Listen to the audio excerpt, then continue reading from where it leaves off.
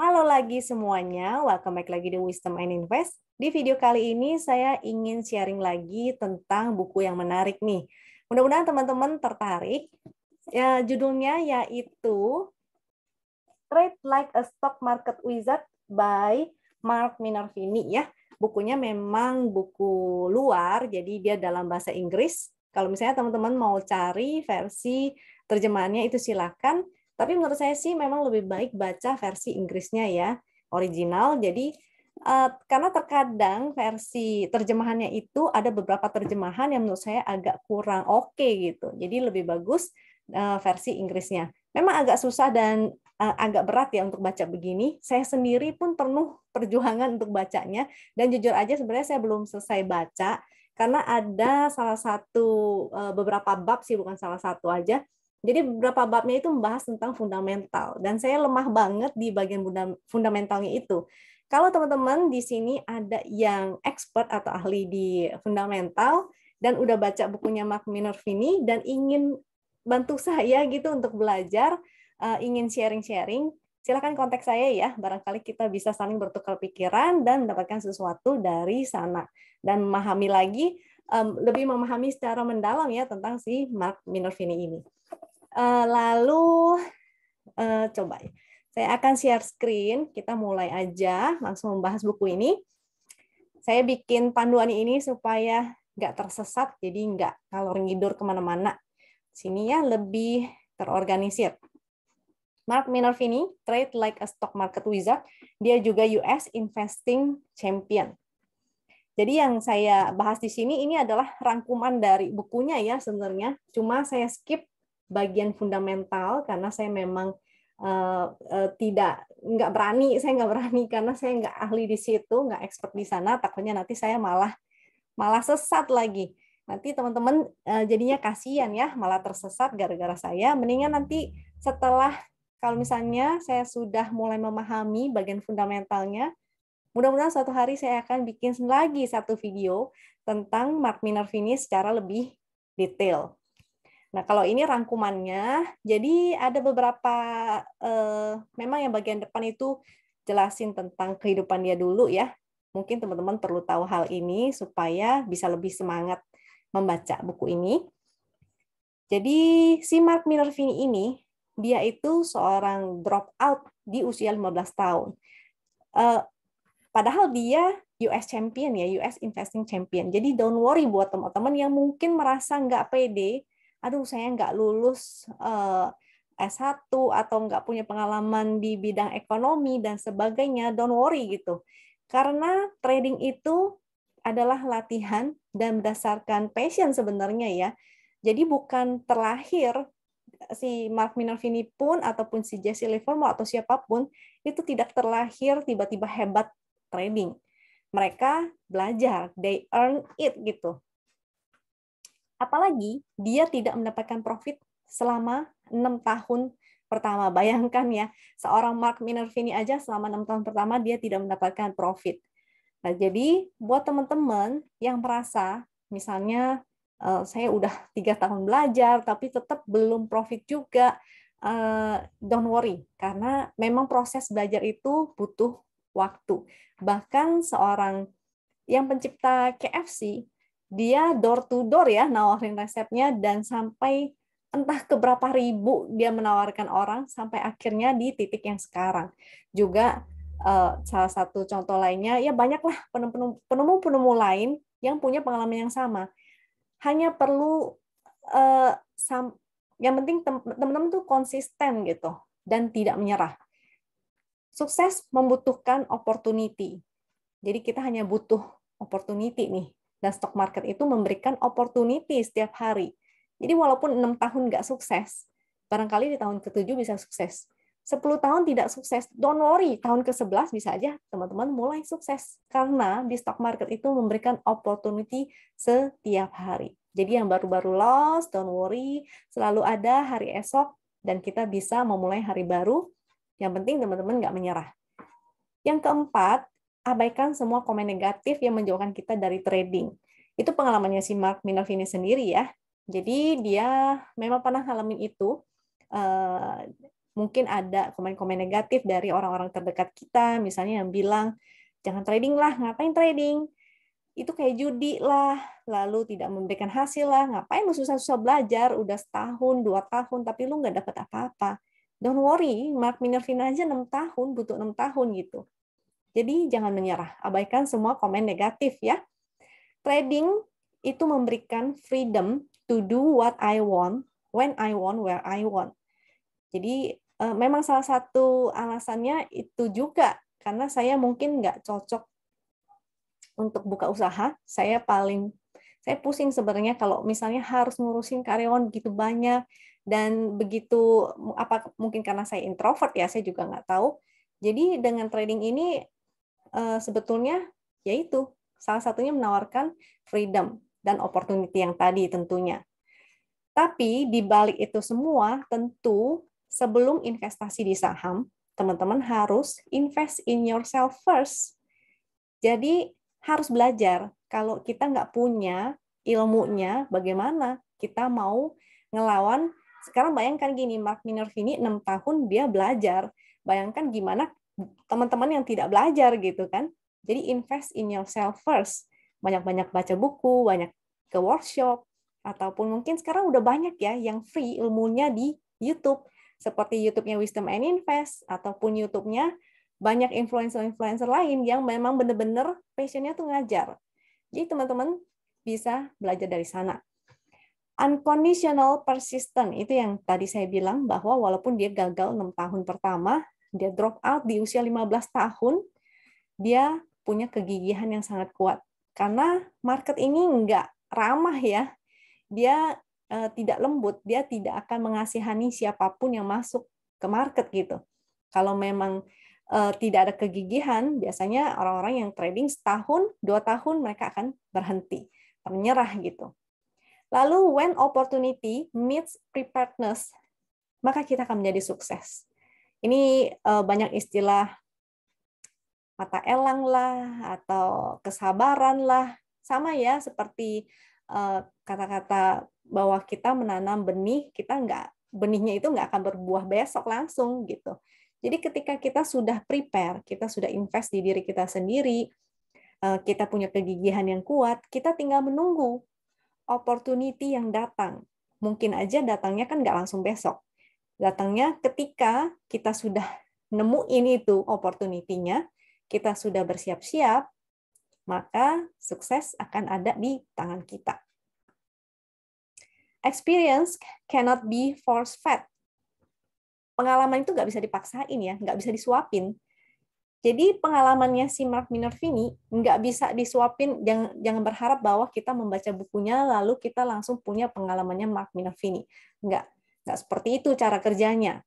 It must be acquired personally over time. Jadi harus ada jam terbang.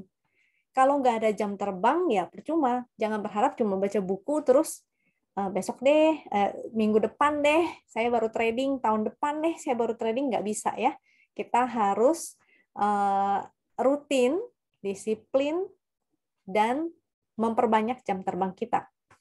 You don't have to be great to get started, but you have to get started to be great.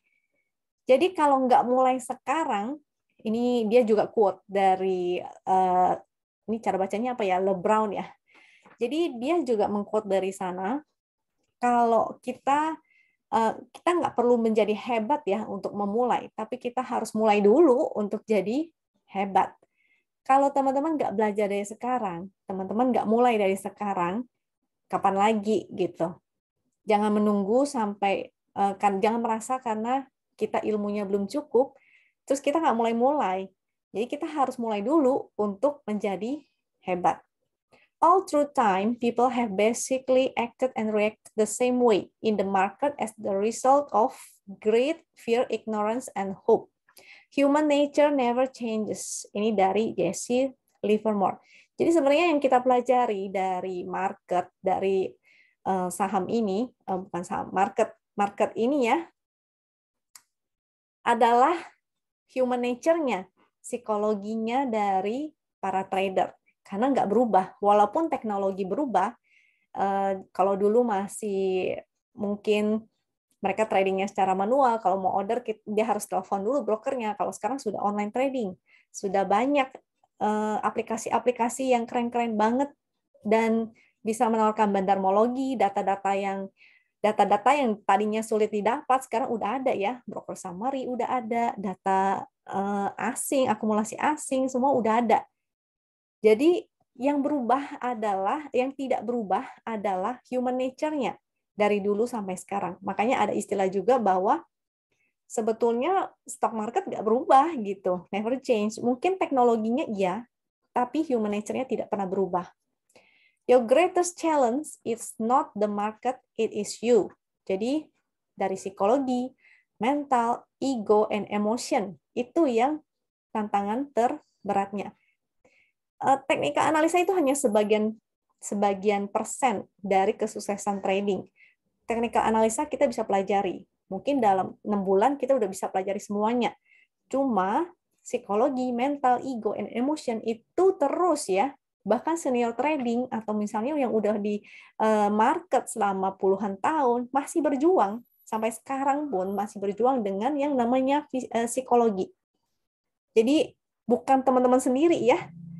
Semua trader masih juga menghadapi ini. Learn to do your own research and think for yourself. No one is going to make you rich except you. Nah, jadi si Mark Minervini ini punya pengalaman. Jadi di tahun pertama tradingnya, dia awalnya menyerahkan ke brokernya. Dan tentu teman-teman tahulah hasilnya apa. Dia habis semuanya. Sampai pengalaman itu terjadi, akhirnya baru itu menjadi pelajaran penting gitu. Akhirnya dari sana dia mulai belajar mandiri. Jadi buat teman-teman yang masih suka tanya, ini supportnya di mana ya? Ini resistnya di mana ya? Hal basic yang kayak gitu aja, teman-teman sebaiknya pelajari ya. Do your own research. Saling bertukar pikiran is okay, tapi tetap harus analisa sendiri. Jadi tidak mengharapkan atau bertanya, Pak atau Bu atau Miss atau Ci, kok saham apa ya yang bagus buat besok? Nah, itu jangan seperti itu lagi. Karena nanti teman-teman akan mengalami yang namanya pom-poman dari orang-orang atau dari grup-grup, nanti akan kena gitu ya, ikutan cuci piring. Nah, saham yang bagus mau dipom-pom pun atau enggak pun ya tetap bagus gitu. Jadi jangan sampai melakukan kesalahan. Learn, do your own research. Oke?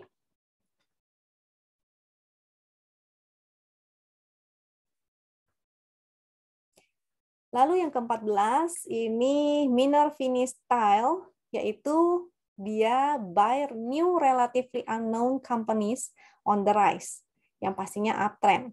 Nah, jadi saham-saham pilihan dia itu sebetulnya bukan blue chip ya. Justru super performance stock itu bukanlah yang blue chip. Jadi sebenarnya malah nggak begitu kedengeran, jarang didengar, tapi tetap uptrend. Nah, ini kata kuncinya yaitu uptrend. Jadi jangan pilih yang lagi downtrend gitu. Nanti ada lebih detailnya lagi tuh di belakang. Ini saya urutan nih sesuai dengan isi bukunya dijelasinnya. Lalu lanjut, practice doesn't make perfect. Lucu ya kata-katanya. Dia malah bilang practice itu nggak bikin perfect. It only makes habitual. Jadi practice itu hanya membuat kebiasaan.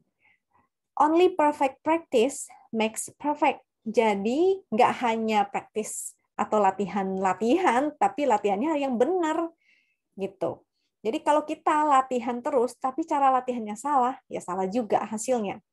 The reason most investor practice incorrectly, jadi alasannya sebagian besar investor itu melakukan hal yang salah, itu karena mereka menolak secara objektif menganalisa hasil tradingan mereka gitu loh, dan mencari tahu di manakah mereka salah.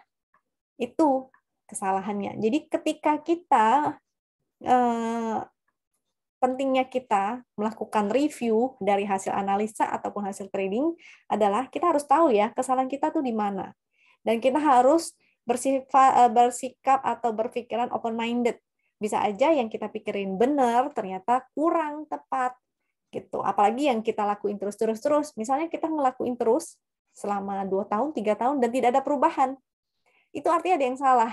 Kita harus cari tahu, open-minded, dan mulai mendengarkan mungkin pengalaman dari trader-trader lain ya. Lalu, if you treat trading like business, it will pay you like a business. Kalau memperlakukan trading sebagai bisnis, maka dia akan membayar seperti bisnis juga. Kalau kamu memperlakukannya seperti hobi, maka maka yang kita dapetin juga hasilnya seperti hobi. Dan hobi itu nggak membayar. Mereka malah bikin kita habis uang ya. They cost you. Malah kita habis uang untuk hobi.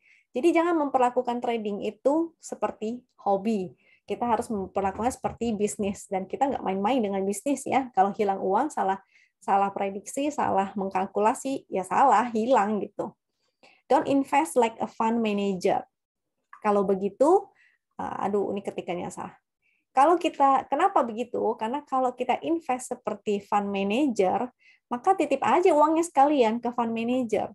Tujuannya kita trading sebagai trader adalah kita punya titip lah, nggak enak lihatnya.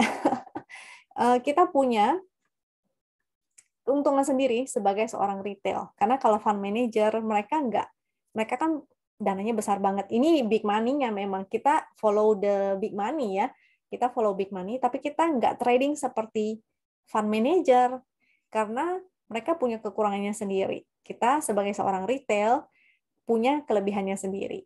Okay? If you want to be the best, you have to do things that other people are unwilling to do. Kalau mau jadi yang the best, maka kita harus lakukan yang orang-orang lain tidak mau lakukan. Salah satunya itu belajar. Orang tuh tidak mau belajar analisa. Maunya tuh nanya, maunya disuapin.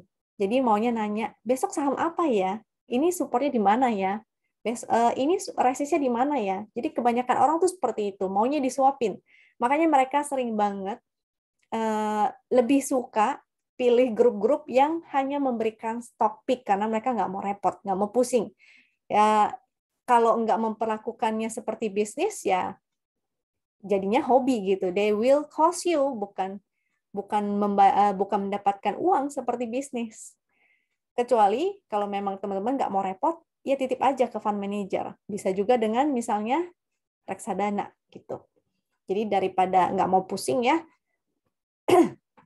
daripada kita beli stock pick doang dan kita nggak tahu ini stock picknya bener nggak, dan kita nggak tahu entry exitnya di mana, walaupun kadang udah ditulis nih support di mana, resist di mana, masih juga ditanya gitu. Kadang saya ketemu juga orang-orang seperti itu ya, udah dikasih stock pick, udah support resist, tetap ditanya ini masih bagus nggak, ini supportnya di mana, padahal ada supportnya gitu, support resistnya dijelasin, ditulis, tapi tetap ditanyain support resistnya di mana. Jadi seperti itu. Harus melakukan ya apa yang orang lain tidak ingin lakukan. Champion focus on their goals. This comes at a price. It's called sacrifice. Jadi jangan bilang saya nggak ada waktu, saya kerja nih, sibuk. Kalau memang ingin serius menganggap ini bisnis, maka perlakukan itu sebagai bisnis. Waktu akan ada ketika kamu menganggap itu penting. Jadi kalau misalnya kamu anggap trading itu nggak penting, ya nggak ada waktu gitu kan. Karena itu selalu harus sacrifice. Jadi kita mengkorbankan waktu sebagian kita untuk belajar, untuk memperhatikan market gitu ya. Karena kalau mau jadi champions harus fokus dan ada harganya, yaitu pengorbanan. Mau pilih fokus trading atau investing.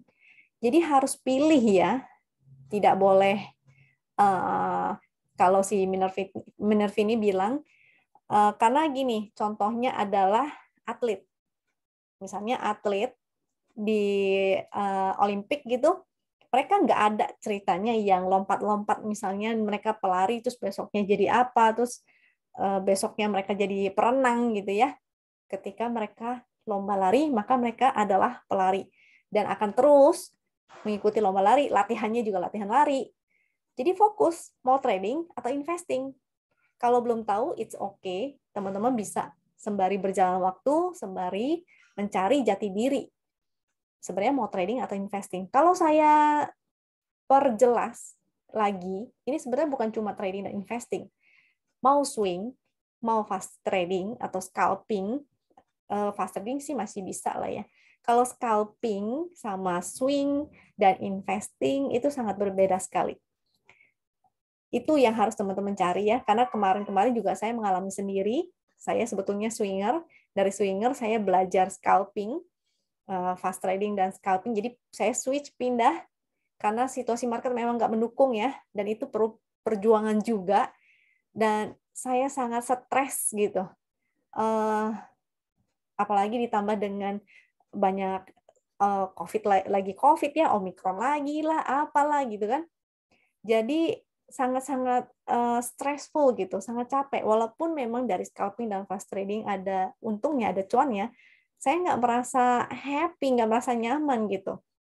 Dan I'm back now menjadi swing lagi. Sekarang saya memang harus dipisahkan ya. Jadi ada akun scalping, bukan scalping lah. Scalping karena terlalu berbeda banget. Mungkin fast trading sama swing masih oke, karena fast trading itu bisa aja beberapa hari itu masih bisa. Menggunakan chart itu masih bisa. Tapi kalau scalping itu benar-benar membaca atau memperhatikan running trade dan bid offer itu sangat beda banget.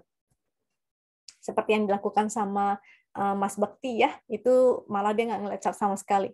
Jadi pilih mau seperti Mas Bekti gitu misalnya ya, atau scalper-scalper lainnya, misalnya seperti si Omben aja merasa ini ya, sebenarnya lebih ada juga akun swingnya dia. Jadi mesti kita pilih mau menjadi apa fokusnya. Kalau mau investing, maka kita harus pelajari fundamental dan sebagainya. Kalau investing versi saya sebenarnya nggak fundamental lagi. Saya pokoknya cuma ngelihatnya BRI, BCA, udah gitu. Karena memang kedua saham itu yang relatif aman ya untuk investasi, walaupun kita nggak, karena udah ada para fundamentalis yang menganalisa gitu. Kita nggak perlu repot-repot lagi.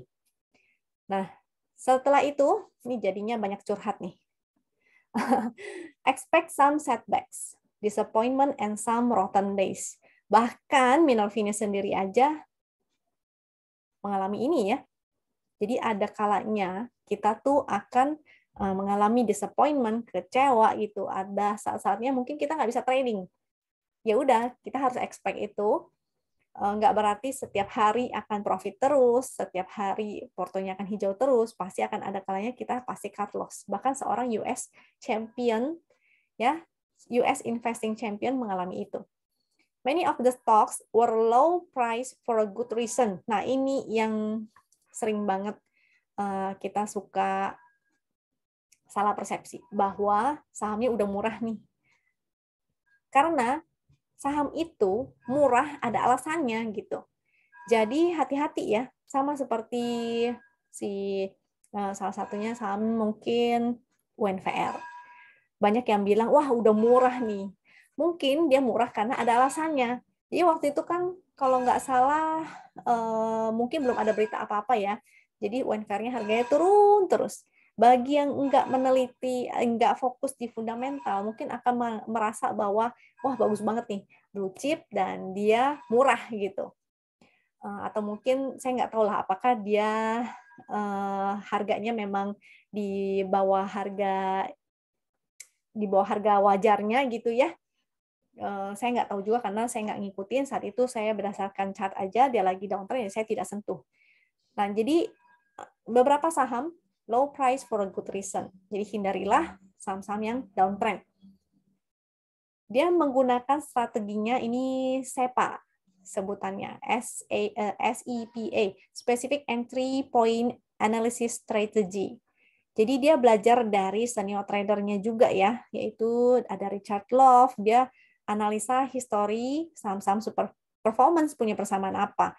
Lalu dari Jensen dia belajar blueprinting and profiling. Lalu dari Don Kian dia belajar follow trend. Dari Giller chart pattern terutama cup and handle.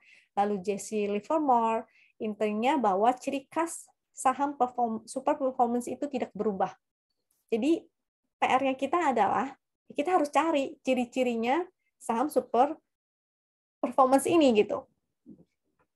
Mungkin yang dilakukan, mungkin strateginya si Mark Minervini ini belum tentu bisa kita praktekin ya, karena di sana kan stok sahamnya mungkin ada fundamentalnya agak beda lah sama stock market yang di Indonesia. Jadi, tapi yang nggak berubah itu adalah, ini intinya, bahwa saham super performance itu punya ciri-ciri tersendiri dan tidak berubah. Jadi kita harus cari ciri-ciri saham super performance yang ada di IHSG kita itu apa. Nah, itu PR-nya kita ya. Salah satunya mengalami percepatan tren. Ini kesimpulan saya sendiri sih. Saya karena ngelihat dari bukunya Edianto Ong juga ada percepatan tren, dan itu menurut saya sama gitu. Nanti kita akan bahas ya, di belakang ada bahas saham-sahamnya. Lalu 5 elemen SEPA ini apa? Yaitu tren. Jadi trennya uptrend ya, bukan downtrend. Lalu ini ada fundamentalnya. Nah, saya karena lemah di fundamental, takutnya nanti saya sesat, mendingan saya pelajari dulu ya, lebih mendetail, dan terus terang saya perlu perjuangan 30 kali lipat mungkin dari biasanya, karena fundamental perjuangan banget buat saya. Saya basicnya visual, anak desain, jadi saya lebih suka ngelihat video, ngelihat gambar, dan fundamental itu semuanya tentang angka dan huruf. Waduh, pusing saya. Lalu lanjut ada katalis. Jadi ada katalisnya, lalu ada entry point-nya, dan ada exit point-nya. Walaupun sahamnya sama, tapi kalau salah entry, salah exit, salah juga ya. Masuk kategori trend template. Nah, si Mark Minervini ini punya trend template. Ini trend template-nya akan saya share. Bisa di Google juga ya. Ini saya juga ngambilnya dari Google. The current stock price is above. Ini kata-katanya panjang banget. Intinya aja saya ambil, yaitu sahamnya uptrend. Jadi dia harus berada di atas MA 50, 150, dan 200. Stock price-nya at least 30% di atas low 52 week. Jadi 52 minggu ke belakang, minimal dia ada at least 30% di atas harga low-nya itu 30%. Terus juga at least 25% of 52 week high. Jadi mendekati high dalam 52 minggu terakhir. Lalu RSI-nya tidak kurang dari 70. Artinya ini sahamnya sebetulnya masuk, kalau pakai RSI kan overbought ya. Nah, jadi lucu sebetulnya kalau orang-orang trader-trader biasanya pasti akan ngerasa bahwa saham-saham yang di atas RSI 70 atau stokastik di atas 80 itu udah overbought. Justru menjadi sinyal jual, tapi ini malah menjadi sinyal untuk entry bagi si Minervini. Kenapa rahasianya? Karena ini banyak nih yang nggak tahu ya, bahwa ketika saham yang rally atau strong uptrend biasanya akan terus bergerak di area overbought. Itu adalah rahasianya. Jadi kenapa salah satu trend template-nya dia adalah tidak kurang RSI-nya dari 70. Nah, teman-teman bisa catat ini atau misalnya cari aja ya di Google ya. Mungkin teman-teman bisa nanti iseng belajar sendiri dan mencari saham-saham super performance stock versi IHSG. Lalu lanjut, tadi kan baru sampai nomor berapa nih? From current slide. Ya, tadi trend template, lalu difilter lagi. Sama, jadi kalau udah masuk kategori trend template, kan banyak tuh yang masuk ya, screenernya dia. Dia filter lagi berdasarkan earning, sales, margin growth. Nah, ini fundamentalnya lah. Ini saya menyerah dulu ya. Mungkin teman-teman ada yang bisa bantu menjelaskan. Saya akan sangat senang sekali kalau bisa saling sharing. Lalu dibandingkan lagi dengan kesamaannya dengan super performance stock yang pernah terjadi. Lalu manual review, FA, potensial katalis, TA, liquidity risk. Jadi ada liquidity risk juga. Nanti saya akan jelasin versi yang saya tangkap ya. Ada contoh saham-sahamnya nih. Selanjutnya di sini, cari yang probabilitas tinggi. Itu probabilitas tinggi. Sering di setiap video YouTube saya waktu ngejelasin saham, Saya mencari yang PA-nya bagus, foreign flow-nya bagus, lalu HKK-nya bagus. Kenapa? Karena saya mencari probabilitas yang tinggi gitu. Dan dia juga caranya sama, probabilitasnya tinggi. Jadi dari semua screening-nya dia mencari yang probabilitasnya tinggi. Jadi sebenarnya sahamnya nggak banyak yang dipilih. Dia mencari yang probabilitasnya tinggi aja. Dan hanya eksekusi trading saat ada probabilitas tinggi tuh. Eksekusi tradingnya saat strateginya sinyal ini kita anggapnya sebagai trading system ya, sinyalnya muncul, sinyal buy-nya. Jadi nggak selalu harus setiap hari tradingnya, karena stressful banget ya. Ada yang terbiasa ya oke. Kalau nggak terbiasa ya kita harus pilih cara yang sesuai dengan kita sendiri, oke? Jadi nggak selalu harus trading. Ada saat-saatnya mungkin nggak ada saham yang masuk ke screener-nya dia atau masuk kategori super performance-nya dia, maka dia tidak akan trading. Super performance stocks are often small cap and mid cap companies. Jadi bukan blue chip. Oke, camkan sekali lagi, jadi bukan blue chip. Harus cari small cap dan mid cap, tapi yang liquid ya, karena Mark Minervini juga nggak trading di saham-saham yang tidak liquid. Tadi di depan ada liquidity risk. Nah, itu jadi dia cari, kalau yang saya nangkep sih ya, karena saya lakukan itu juga selama ini, mencari saham-saham yang saham gorengan sebetulnya atau saham second liner dan third liner, tapi dari tidak liquid lama-lama menjadi liquid.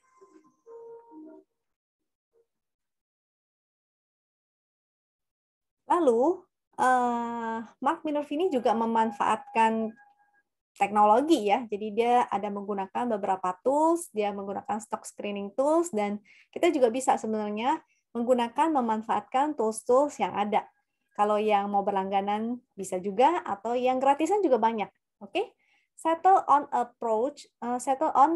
an approach that makes sense to you.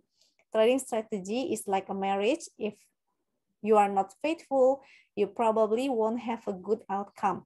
Nah, ini yang disebut dengan disiplin dengan trading strategi. Kalau misalnya dia hanya eksekusi trading saat ada probabilitas tinggi, ya itu harus dilakukan.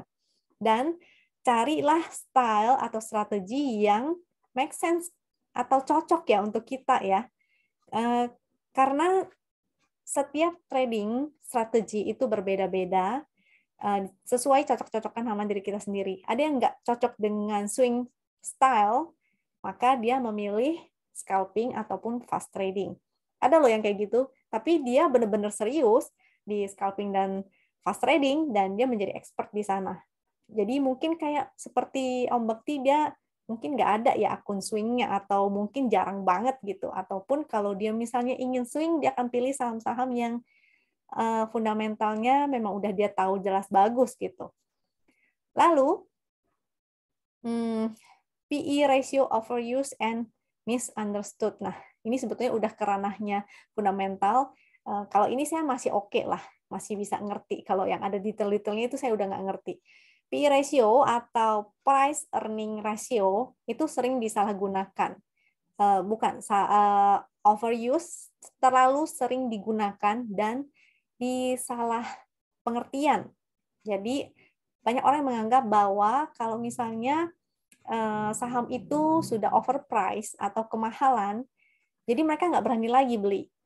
Nah, kesalahannya di situ. Malah ada yang sampai ke the cheap trap ya. Jadi karena dia takut sama saham-saham yang kemahalan, overpriced, maka dia pilih saham-saham yang under value misalnya. Tapi malah ternyata most investors look for bargains instead of looking for leaders. Jadi orang-orang kebanyakan tuh bukan cari saham-saham yang lagi naik tinggi, karena kalau naik tinggi pada takut ya, udah kemahalan, terus harganya tinggi banget gitu. Nah, jadi seringnya pada cari yang murah. Jadi masuk ke kata-kata dia tadi ya, kadang-kadang saham itu murah ada alasannya. Gitu. Jadi jangan hati-hati, jangan sampai salah pilih. Terus jangan pass on high PE stocks. Jadi jangan takut sama saham-saham yang overvalue. Karena mungkin dia itu ya kalau sekarang orang bilangnya growth investing ya. Nah, jadi itu jangan sampai dilewatkan. Walaupun dia punya PE yang tinggi gitu, harganya overvalue, kemahalan, jangan kita skip. Jangan sampai keluar dari screener kita. Making friends with the trend. Jadi ini juga bahwa making friends with the trend, kita follow the trend. Jadi jangan sampai kita pilih, ini kalau nggak salah ada di no bottom picking required ya. Dia tidak pernah melakukan yang namanya bottom fishing. Di sini maksudnya bottom fishing, jadi cari saham yang lagi turun murah, lalu berharap untuk bottom fishing. Enggak, dia tidak lakukan itu. Strateginya, dia sudah punya strategi dia sendiri, dia cari saham-saham yang leaders justru. Walaupun kemahalan, dia nggak takut. Don't price on high PE stock, jadi walaupun overvalue, harganya kemahalan, pokoknya saham itu adalah leader dan super performance. Jadi kadang ada harga yang udah tinggi banget, dia berani untuk entry, dan memang pada kenyataannya harganya makin naik, semakin tinggi. Ya, super performance and stage analysis. Ini masuk ke price cycle nih. Nah, nanti saya akan jelasin sedikit tentang price cycle. Dia tidak bottom fishing ya. Di bukunya sih tulisnya no bottom picking. The goal is not to buy at the lowest. Jadi goalnya dia tuh bukan beli di harga termurah, tapi beli di harga yang tepat. Beda ya. Bukan harga yang terendah, tapi membeli di harga yang tepat. Jadi ada stage-nya ini.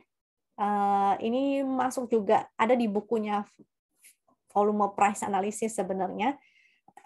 Yaitu stage 1 konsolidasi, kalau dia di stage 2 advancing phase, yang ketiga distribution, and fase 4 declining phase. Nah, ini udah teorinya sudah selesai, bukan teori sih, maksudnya kata-katanya sudah selesai, dan ini saya pernah bahas juga, jadi ini ada sangkut pautnya nih. Kalau yang belum pada nonton, bisa nonton di video ini, judulnya In Depth with Price Cycle, dari Koyudi dan saya ya. Ini menarik sekali. Mudah-mudahan teman-teman dapat sesuatu dari sana. Jadi ini ada hubungannya nih, super performance stock dengan price cycle. Lalu kalau ini yang tentang volume price analysis. Saya ada juga membahas price cycle sekilas di situ. Nah, ini price cycle-nya. Jadi saya akan ulang sekilas. Di sini ada yang namanya siklus harga ya, siklus harga. Jadi ada saat harga dinaikin, lalu mengalami fase distribusi, dan harganya mulai di marking down atau diturunin ya, dan masuk kembali ke cycle. Jadi dia ngulang siklusnya ini. Akan terulang yang sama. Cuma bedanya mungkin time frame-nya. Jadi seberapa lama, beberapa tahun, beberapa bulan, itu yang terjadi. Accumulation and buying climax. Habis itu dia masuk kembali lagi ke fase markup. Nanti kita ada bahas ya. Nah, ini saya foto langsung dari bukunya si Mark Minervini. Ini ada di videonya yang waktu bahas sama Koyudi juga nih. Dia ada bahas tentang base dan stage-nya. Ini stage 1 yang oleh Minervini, ini adalah masa akumulasi, dan dia tidak sentuh itu ya. Saham-saham yang lagi di stage 1, dia tidak entry di situ. Dia masuknya di stage 2. Jadi walaupun harga udah bergerak naik, mungkin PE ratio-nya tinggi, maksudnya harganya kemahalan gitu ya, over value gitu, overprice, dia tetap memilih saham-saham, pokoknya ini saham leader gitu. Masuk ke dia punya screener, maka dia pilih itu.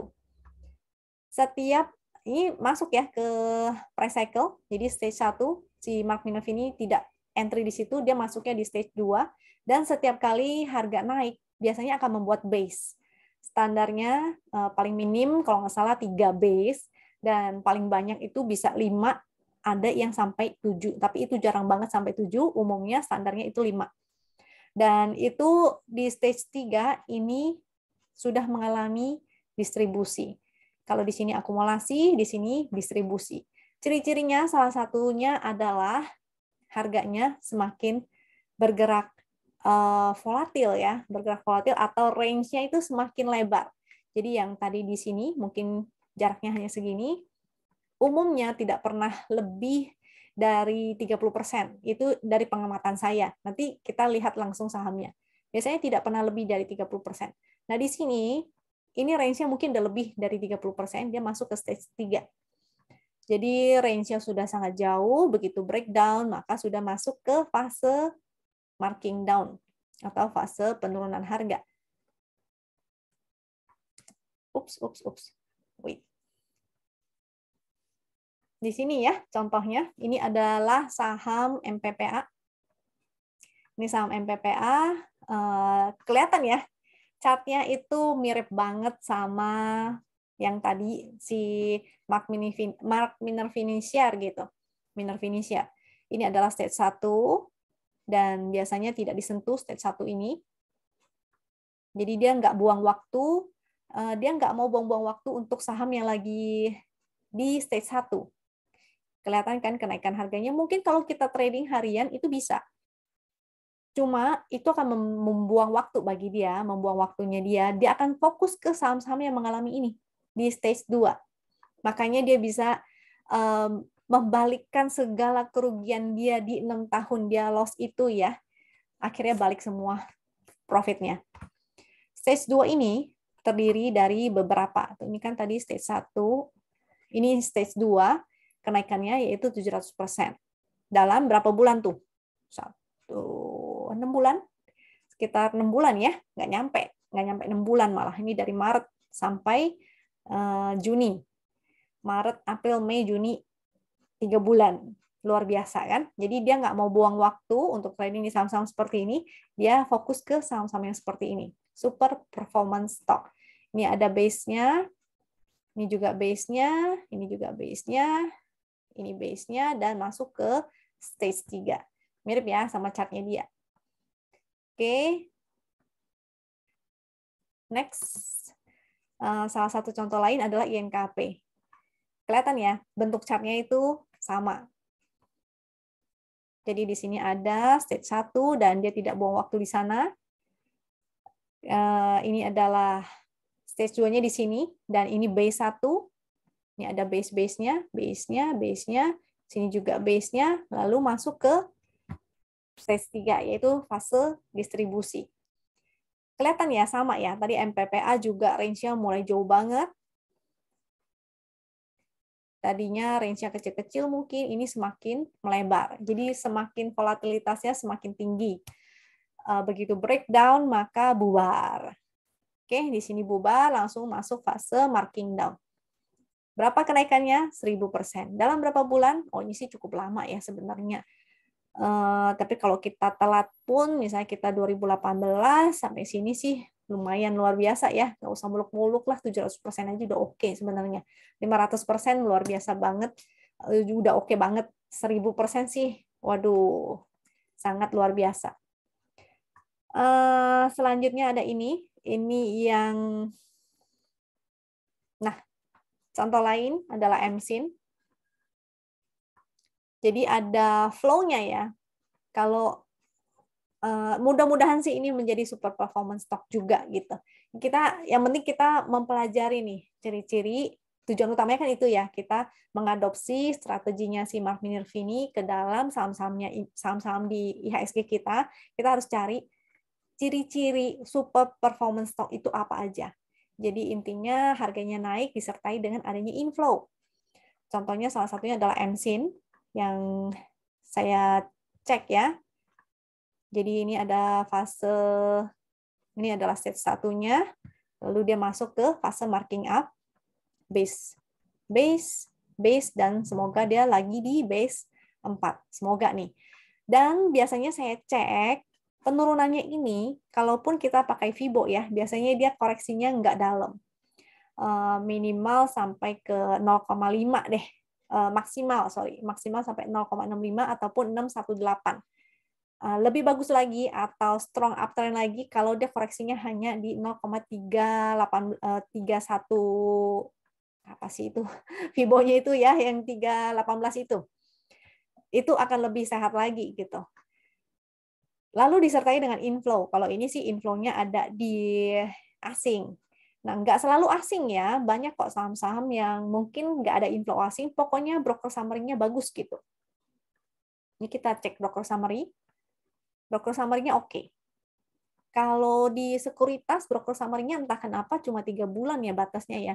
Di beberapa sekuritas sih masih ada yang bisa lebih dari 3 bulan, tapi kalau yang beberapa, saya kan punya banyak sekuritas, jadi sebagian hanya maksimal 3 bulan. Nah, ini saya pinjam broker summary-nya si Stockbit nih, karena dia langsung kelihatan. Tanggalnya saya tarik dari bulan 6 sampai ini bulan 6 2021 ya, sampai bulan Februari 2022, big accumulation. Kelihatan dari net buy dan net sell. Bukan cuma satu ya, tapi kita lihat paling enggak top 5-nya lah. Gitu. Jadi net buy, net sell-nya kita bandingkan. Lalu yang selanjutnya adalah Temas. Dan waktu itu saya share ada pattern HTF ya. Dia stage-nya waktu itu di sini. Ini juga ada inflow-nya. Ini SMDR, bukan Temas. I'm so sorry, pantesan kok agak aneh. Waduh, chart-nya saya belum masukin lagi. Sebentar. Oke. Saya pakai TradingView aja ya. Jadi si TradingView ini, sebentar. Si TradingView ini, si Temas ini ada stage-nya, lalu dia bikin base, dan hopefully ini berapa nih? Ini kalau kita hitung sebagai stage 1, 1, 2, 3, 4 ya. Dan moga-moga masih bisa naik lagi ke base 5. Tapi kalau dia breakdown lagi, itu agak kurang oke sih. Ini kalau kita ukur, biasa penurunannya tidak lebih ya dari 30%. 18%. Kita cek lagi yang di sini. Nggak lebih dari 30% biasanya. Jadi penurunannya nggak dalam ya. Karena itu BEPS jadinya saya keluarkan dari watchlist saya karena si BEPS itu mengalami penurunan lebih dari 30%. Jadi kemungkinan bukan super performance stock. Lalu sebentar. Oke, kita kembali. Selanjutnya ada SMDR. Nah, si SMDR ini mudah-mudahan juga bisa menjadi super performance stock seperti Temas ya. Kalau kita lihat SMDR-nya,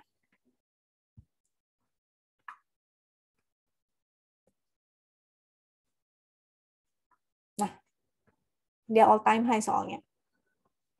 Saya pakai yang weekly aja. Oh, tapi chartnya agak berbeda sih bentuknya nih. Kita lihat volume.